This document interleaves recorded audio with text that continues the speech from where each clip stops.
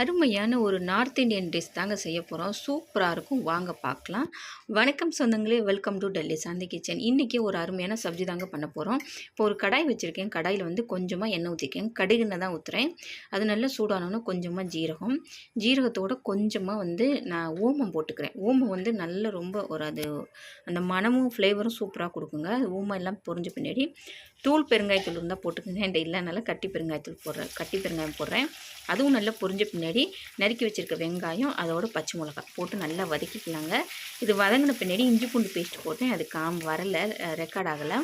அதுக்கப்புறம் இஞ்சி பூண்டு பேஸ்ட்டு நல்லா வதங்கின பின்னாடி வந்து உருளைக்கிழங்கு போட்டுக்கணும். அவங்க வந்து எப்படின்னா இஞ்சியும் பூண்டி துருவி போட்டுப்பாங்க, நறுக்கியோ இல்லை துருவியோ போட்டுப்பாங்க. நான் பேஸ்ட்டாகவே போட்டுட்டேன்.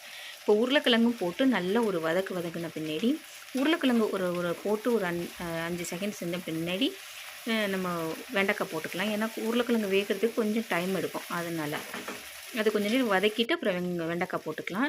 ரெண்டுமே வந்து வேக வைக்கல, எதுவுமே செய்யலாங்க. கழுவிட்டு நறுக்கிட்டு அப்படியே தான் போட்டிருக்கேன் பச்சையாகவே. வெண்டைக்காயெல்லாம் வதக்காலாம் இல்லை, அப்படியே தான் போட்டிருக்கேன். வெண்டைக்காயும் போட்டு நல்லா கிண்டி விட்டுட்டு மஞ்சத்தூள் போட்டிருக்கேங்க, தனி மிளகாத்தூள், அதுக்கப்புறம் வந்து வீட்டில் அரைச்ச குழம்புத்தூள் போட்டிருக்கேன். நீங்கள் வந்து மல்லித்தூள் ஜீரகத்தூள் மட்டும் போட்டுக்கோங்க. போட்டு இப்போ நல்லா மிக்ஸ் பண்ணிக்கலாங்க.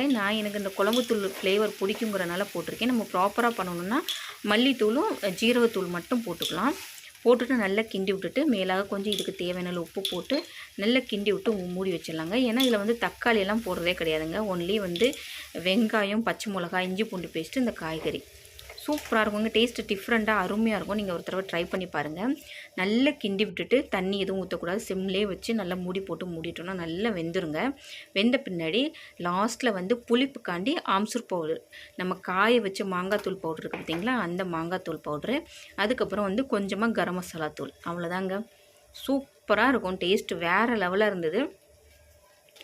இதை நல்லா கிண்டி விட்டுறலாங்க. ஒரு 2 நிமிஷம் வந்து இந்த கரம் மசாலா இதெல்லாம் சேர்த்து நல்லா கிண்டி விடணும். கொஞ்சம் பச்சை வடை போகிற வரைக்கும் நல்லா கிண்டி விடணும். சிம்லேயே வச்சு கிண்டி விடணுங்க. நான் தண்ணி கிண்ணி எதுவும் தொளிக்க கூட இல்லை, சிம்லேயே வச்சு கிண்டுனேன்.